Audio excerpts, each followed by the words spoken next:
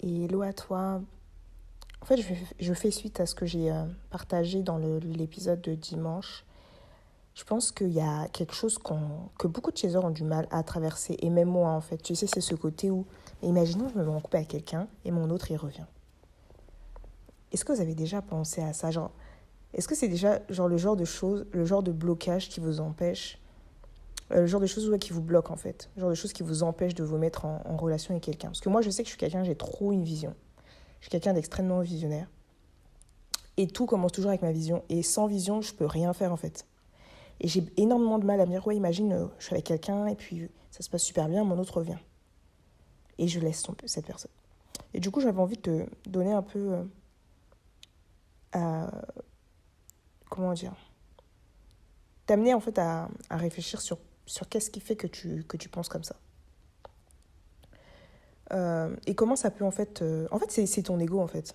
Genre, Annie, ça c'est les Annie, hein, que ce soit ENTJ, INFJs. ENFJs, INTJ, c'est ce côté Annie, c'est l'ego.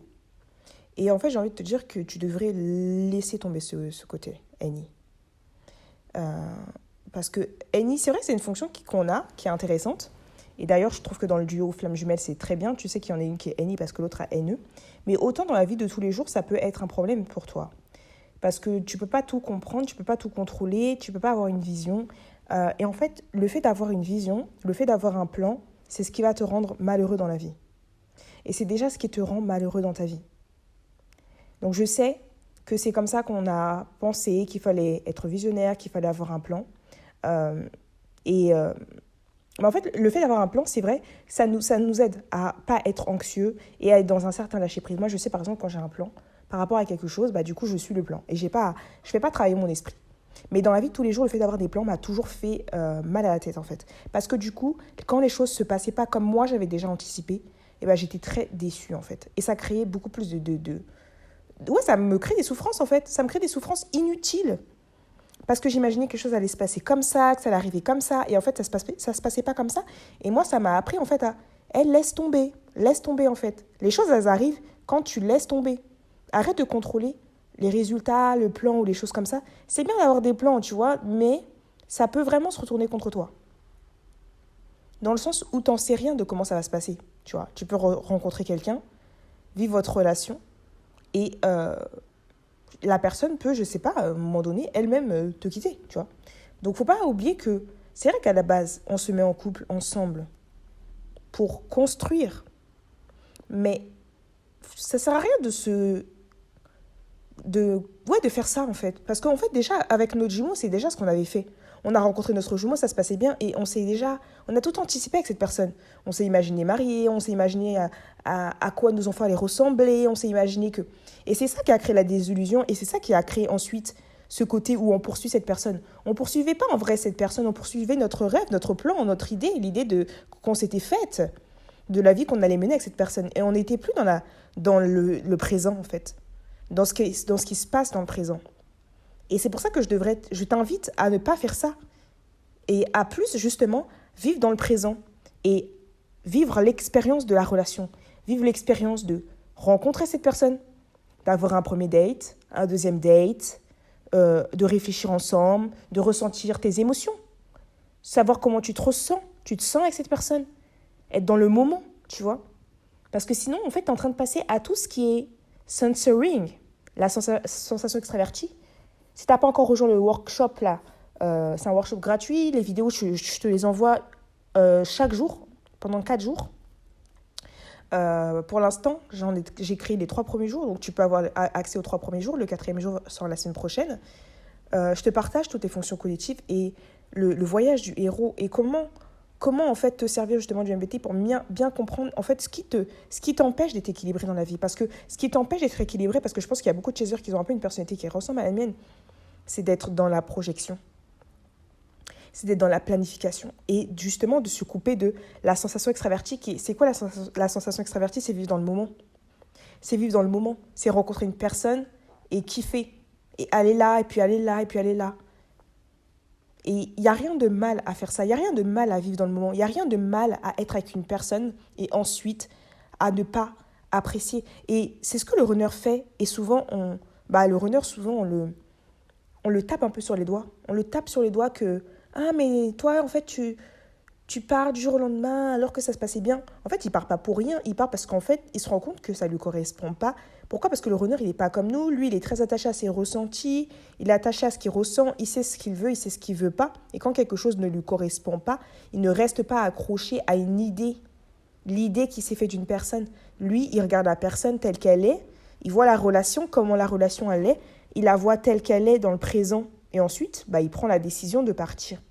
D'accord? Donc, essayez de faire la même chose. Il n'y a rien de mal à être avec une personne et ensuite se rendre compte que tu ne me corresponds pas. Donc, évidemment que si tu es avec cette personne, ça se passe bien, ton runner revient, tu ne vas pas le quitter, le gars. Tu vois, c'est parce que ça se passe bien. Il y en a plein qui ont fait ça. Ils ont rencontré quelqu'un, le runner est revenu, mais ils ne sont pas partis. Et le runner, il a dû s'y faire. Il a dû s'y faire. En même temps, c'est lui qui avait... Voilà. C'est un peu ça aussi, tu vois, les conséquences de certains choix. Donc, ce n'est pas un choix mauvais de vivre pour soi. Mais c'est normal que toi, si tu vives pour soi, que les autres aussi vivent pour eux-mêmes.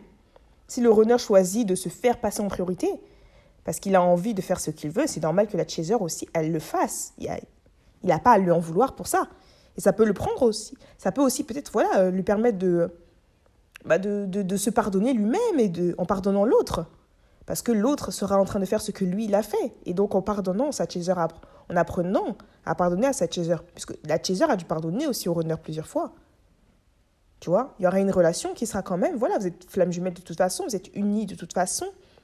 Maintenant, si vous ne devez pas vivre ensemble, laissez la vie faire les choses. Laissez la vie faire les choses. Ne soyez pas dans une espèce de planification, de projection, de machin. Parce que c'est clairement ça qui fait que vous n'êtes pas heureux dans la vie, parce que vous avez déjà tout anticipé et que les choses ne se passent pas comme vous l'avez prévu. Alors c'est bien, moi je trouve que c'est bien parfois d'avoir des plans, mais pas surtout des plans, mais des rêves. Moi j'aime bien avoir des rêves. Par exemple, j'ai un objectif. J'ai envie d'avoir cet objectif-là et je veux tout faire pour me rapprocher de mon objectif. Tu vois ? Mais ça n'a rien à voir avec le fait de planifier une situation avec quelqu'un en imaginant que les choses vont se passer comme ça, alors que non, ça ne se passera pas forcément comme ça.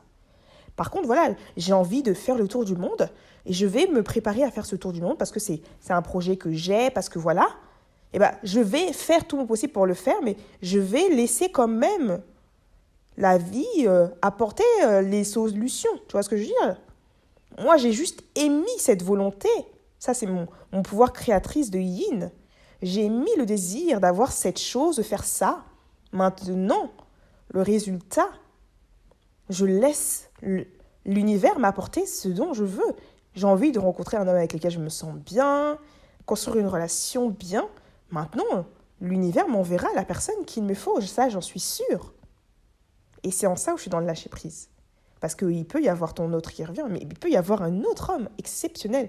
Que cet homme exceptionnel, parce que, cette personne, tu seras attaché avec cette personne, parce que, ça se passera peut-être formidablement bien entre vous, et puis, tu ne voudras pas que l'autre revienne. Donc laissez tomber les plans, les planifications, vivez dans le moment présent, ne sautez pas les étapes. Savourez chaque moment de la vie. C'est comme ça qu'on est bien. Bon, après, il ne faut pas trop être dans l'excès non plus. Mais trouvez un équilibre en fait. Trouvez un équilibre entre votre vision et le moment présent. C'est très important pour être équilibré. Voilà.